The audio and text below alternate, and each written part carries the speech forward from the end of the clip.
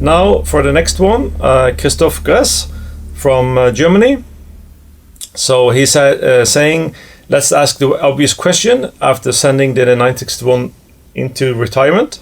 What's the plan, and will there be any replacement for the 1961? Yeah, we know these guys are eager to know what's happening there. Many customers are asking. Yeah, why did we stop 961?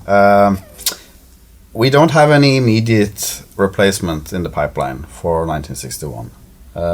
We do have some stuff on our R&D booklets that we're working on, but it will not be a replacement for 961.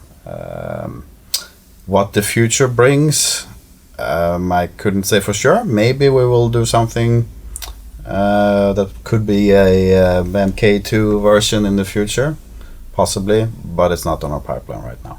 Yeah. So why we discussed or why we discontinued the 961 was more like a strategic move from our company, and I think you will appreciate what we are coming out with the next projects, and like Thomas said, MK2 in the future may come. It's not quite in the pipeline right now.